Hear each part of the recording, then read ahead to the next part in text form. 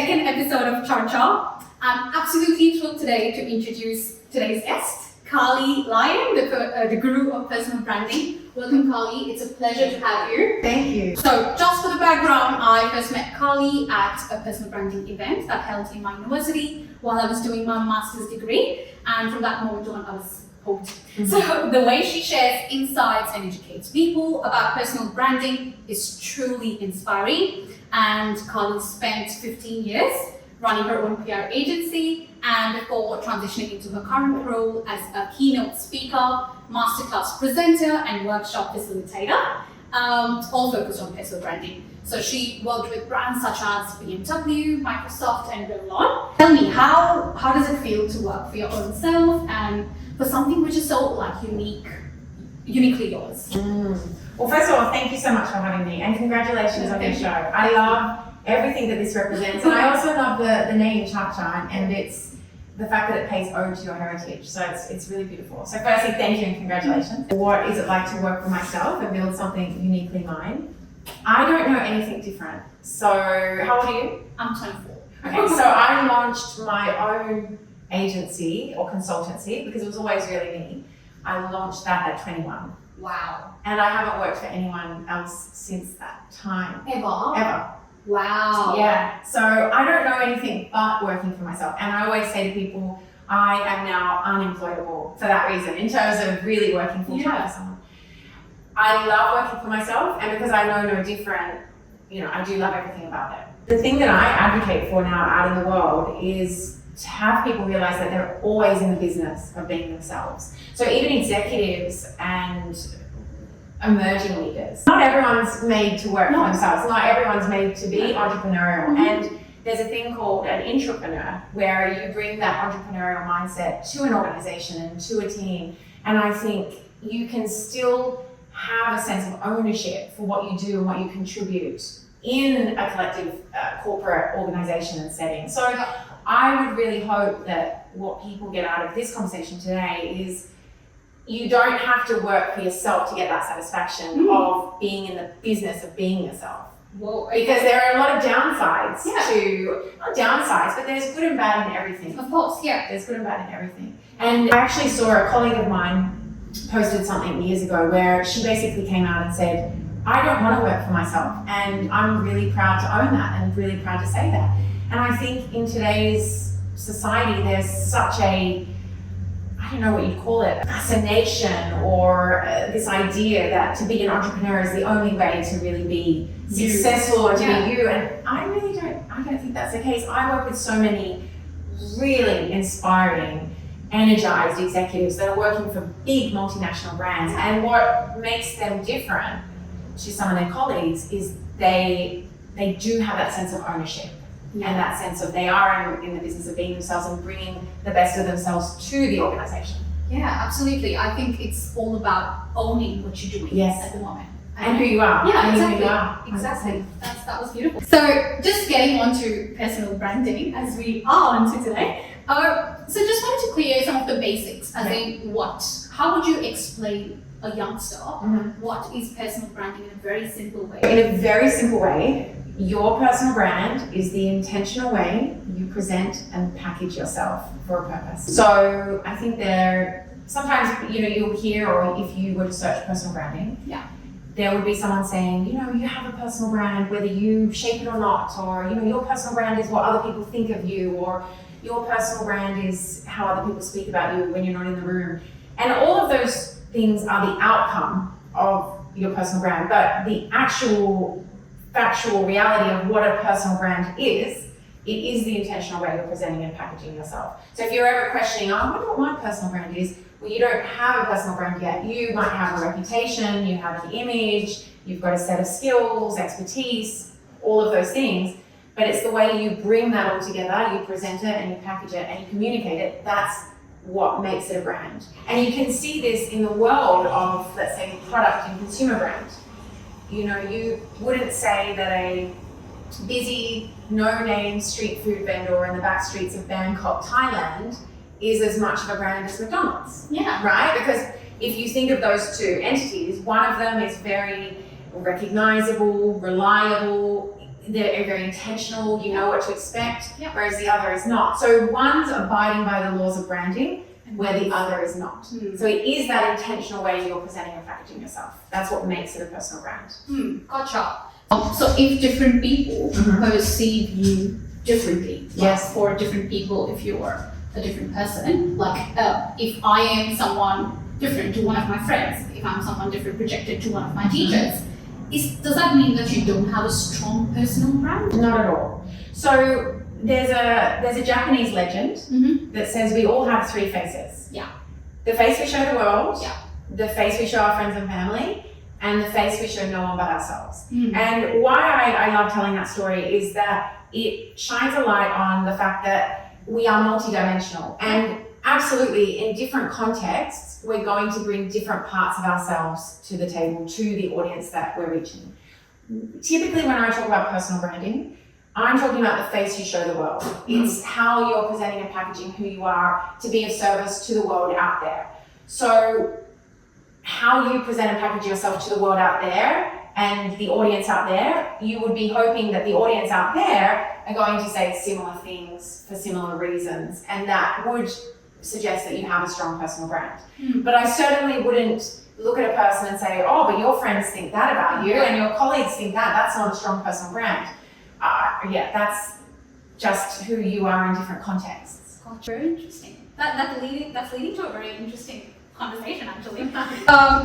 So presenting ourselves, so that leads me to the point wherein we're posting constantly on social media, say LinkedIn, Instagram, TikTok, to show that we exist and professionally we're there, because obviously we can't be physically at all places. So we're presenting ourselves at different platforms to show who we are. So, but is there just a place where we can do that? Because these are just online channels and they can't 24/7 be online. So are there any offline strategy of how to build a personal brand, and how can you present yourself or package yourself through offline ways? So this is such an important distinction to make, because when we start to talk about building a personal brand and getting a personal brand out there and communicating a personal brand, social media strategy is one channel.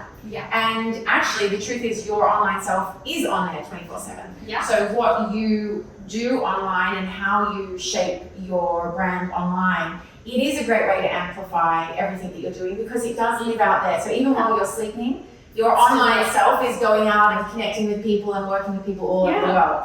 And actually James Clear said this so perfectly in an interview with Tim Ferriss.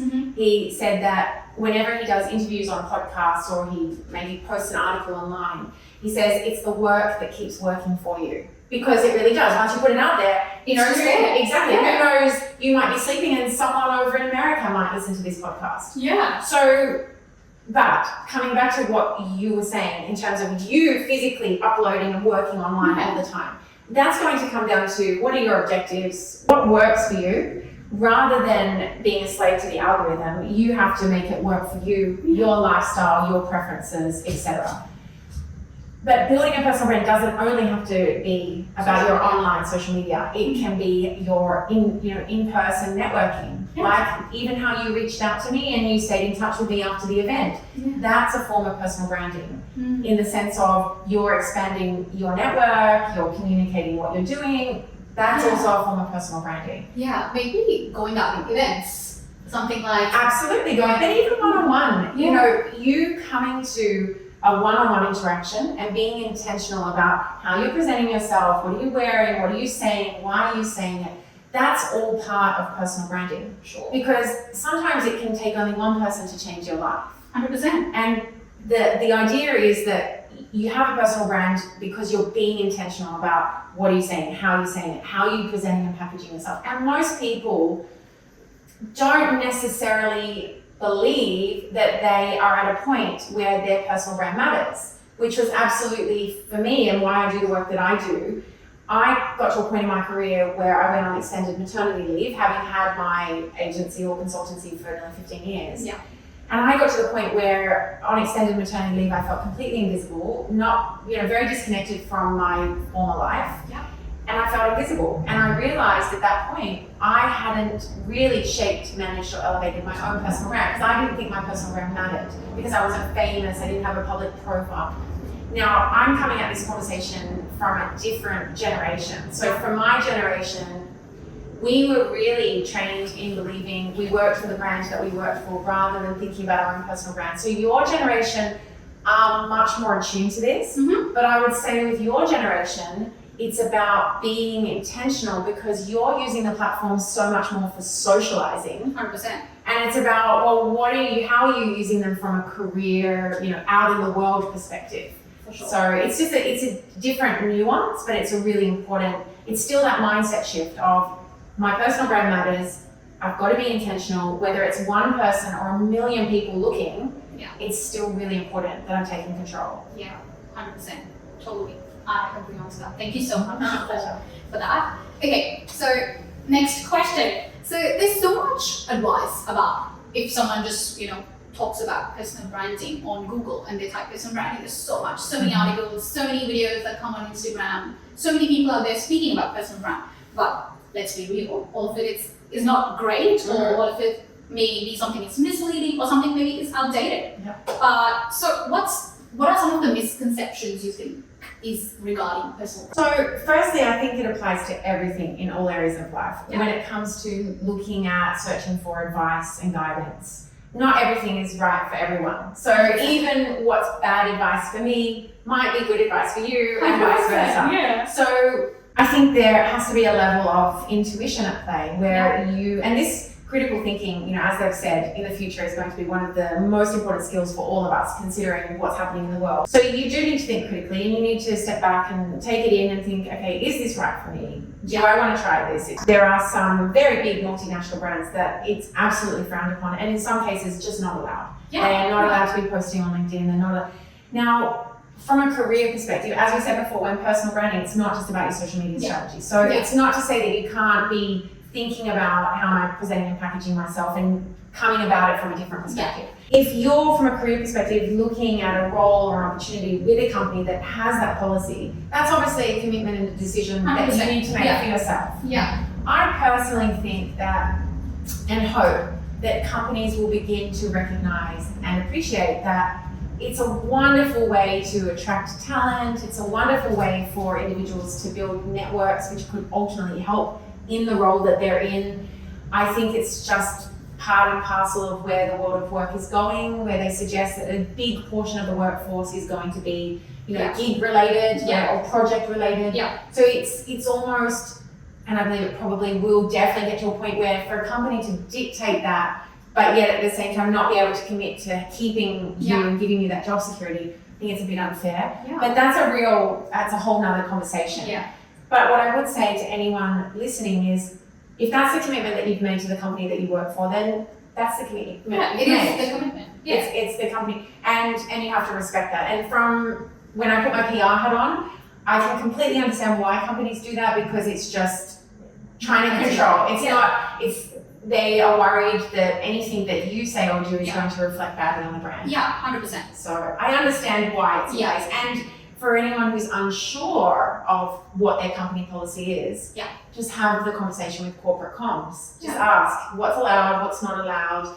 Because I do also know, having now gone into companies and presented on personal branding, a lot of the time what stops people from doing anything is just the unknown. And if they could just get clarity, then they know what rules that they have to abide to. And I believe there are a few companies, I believe if we talk about Center Group, have you seen how their employees keep posting about different campaigns that they're coming up with, like marketing campaigns or something? That's actually such a good way of actually showing you as a company who you are as well. I'm not sure if it's obligatory or I'm not sure if it's voluntary. But when it's voluntary, it comes in such an organic way. When people like me or marketers like me would love to see, oh my God, that's such a cool campaign that the company is doing. I would love to work for a company like that. Exactly. So I think it always has both, like a coin has both the sides. It's always great to work with such companies which actually give you the authority to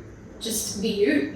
Oh, absolutely. And I think those companies in the future will be rewarded in the sense that they will continue to attract a really wonderful high caliber of talent because as the younger generations are coming up, I think they're placing more importance on taking ownership of their career and their image and their identity and their personal brand. It's so much more a part of the vernacular than it was 15 years ago. Yeah. So I think there's probably an element of companies needing to come on board with just where the world is going. Yeah, and let people be them. Yes. Yeah, exactly. Yeah. Okay. Next one. So a lot of people sometimes think, including myself, that if I'm posting constantly on LinkedIn of like portraying myself or like putting myself as a package up there, like, oh, I did this, I was involved in this event, I achieved this, it sometimes gives a sense of like selling myself or bragging, which sometimes is a bit negative. But how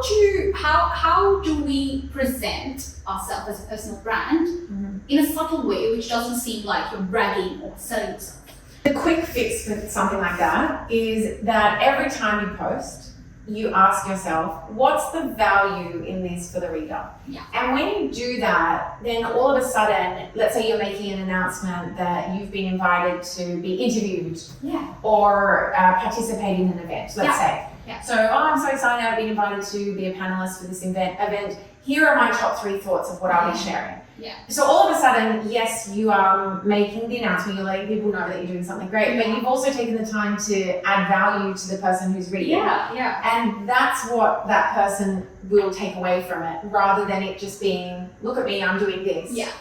Adam Grant just posted, I think it was this week or last week, he posted the idea of idea promotion. Yeah. So instead of self-promotion, you focus on idea promotion. Wow. And that takes away that, that hesitation that you might be feeling that it's all about you. Yeah. Instead, you're putting yourself out there to share ideas or news or value, service.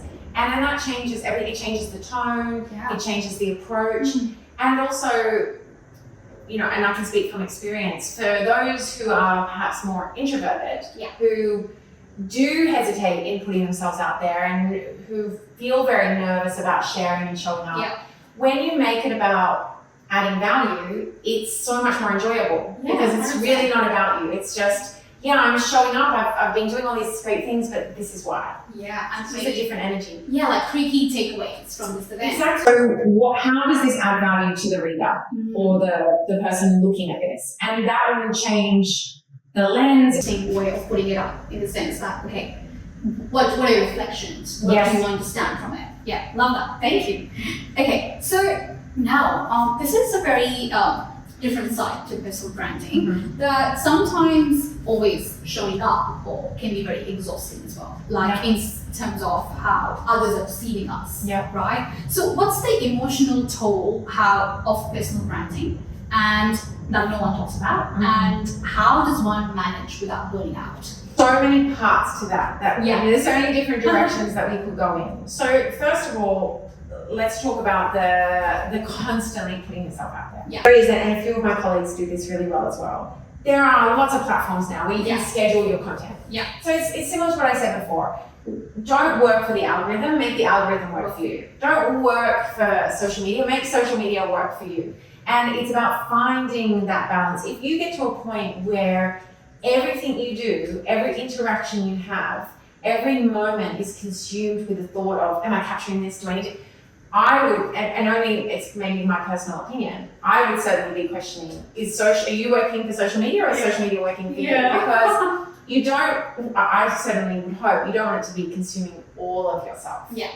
So one of the tips might be find a scheduling app. And again, it comes back down to what are you doing and how are you adding value? Is it really adding value by showing up all the time? I don't know. It's going to all come down to what are you doing, how are you doing it, and who are you doing it for. Yeah. So there's no right or wrong, but at the end of the day, you have to decide for yourself what's right for you, like anything in life. Yeah. I think that there is, as much as it can be exhausting, and anything worthwhile can be exhausting, or it definitely requires effort to build and to get that momentum and to get that level of exposure. But I actually think that there's a lot of liberation that comes with knowing who you are, knowing what you stand for, and putting yourself out there for a purpose. Yeah.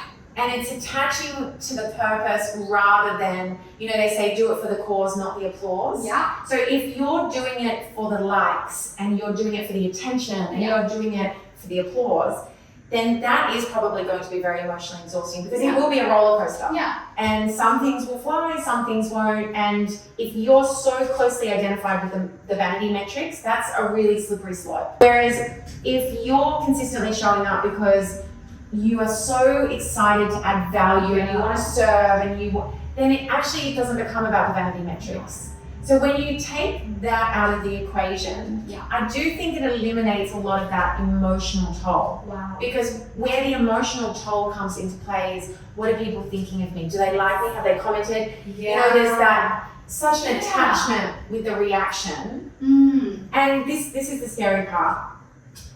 How well your post performs on any given day may not have anything to do with the post itself. It may just be that, maybe the timing, but might just be the algorithm change. Yeah. And you hear this all the time from content creators. 100%. Oh, Instagram's changed its algorithm again. Oh, LinkedIn's changed. Yeah. I'm sure all the platforms are the same. Yeah. So it just goes back to make it work for you, don't work for it. Yeah.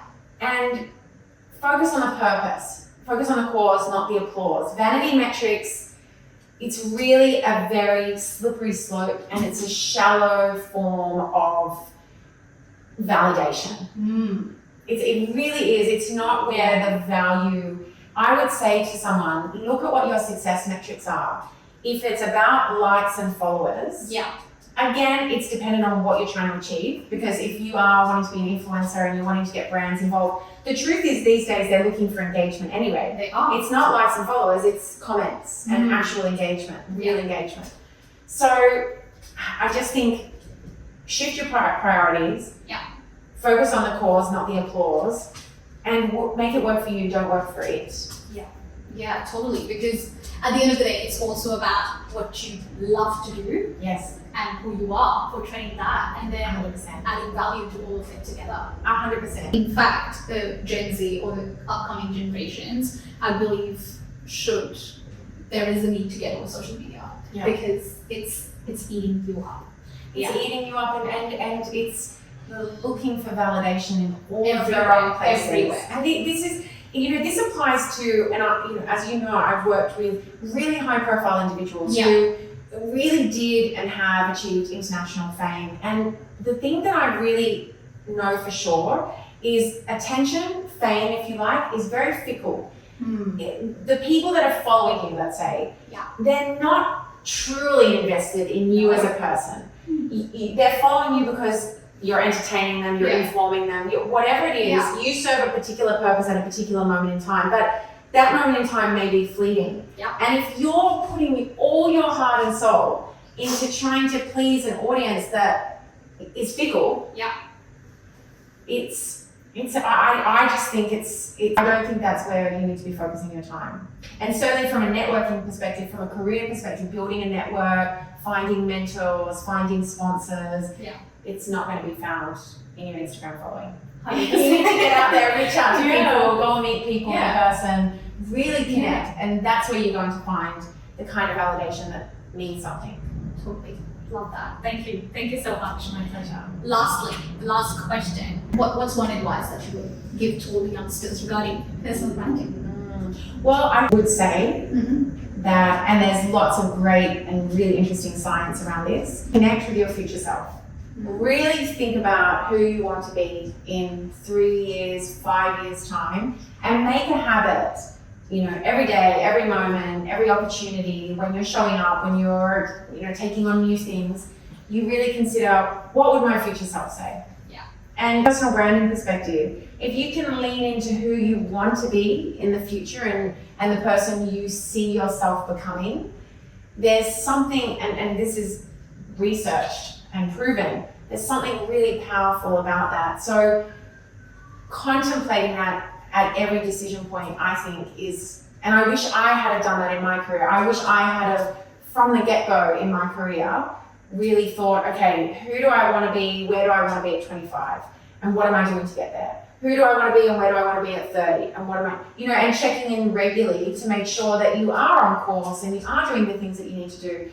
at the end of the day, we're ever evolving, ever changing, creative beings. 100%. So who you want to be today is going to be different to who you want to be in 5 years' time, and it's ongoing. So your personal brand is also going to change as an extension of that. And it's not about showing up one way and thinking that that's how you're going to show up forever. It's regularly checking in. How am I presenting and packaging myself? And is it helping me get to where I want to go? And what do I need to do? If not, what do I need to change to help me get there? Yeah, that's such a nice way of putting it together, in the sense that if just checking on your own self as well. Yes. Yeah, like checking on yourself, where I'm feeling, where I'm gonna get, where I'm gonna be, and is it aligning with my future self? So yeah, that's beautiful. But Carlii, how do you, if I'm doing that, how do I know that is that the right way of doing it? Like, what goals I'm setting for myself, are they okay? Are they actually true? And how can I achieve them? Yeah.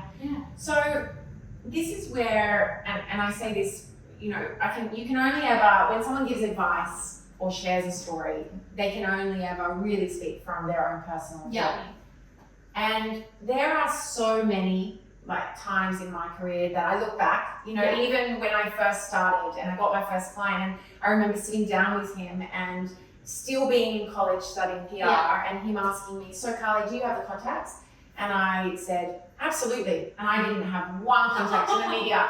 So my point is, there are so many cringe moments in my career where I look back and go, oh my God, I can't believe I said that. I can't believe I did that.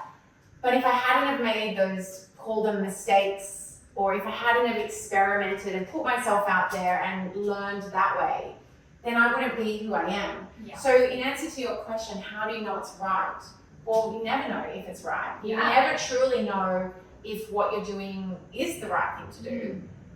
But that's where you're going to have to learn to trust yourself. And in fact, if you can master that at your age, you're going to be so far ahead of the curve, because I think too many times people can get stuck listening to everyone else's advice. So you should do this, you should do that, you should do, and then not really tuning into what do I want. Because true creativity and true insight actually comes from inside.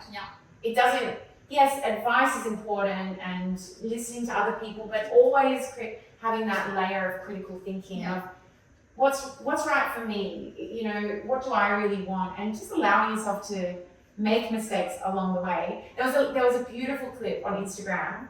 There was this young, I believe she was a dancer, and she was at the Olympics, and she got up, she had just won a medal, and she got up and she had said a speech, and at the end of the speech she said, and finally I want to thank myself. Wow. And that was so powerful. And it was so powerful, and you know, she was 12, 13 years old. But that recognition that, you know, it is you and my pleasure. It was so lovely to speak to you, and I think this conversation was more than personal branding, very, very much about life and how you navigate through life in your young days. And thank you so much. Really, it's my really pleasure. appreciate it. Thank you, and congratulations again. Thank you so much. Thank you.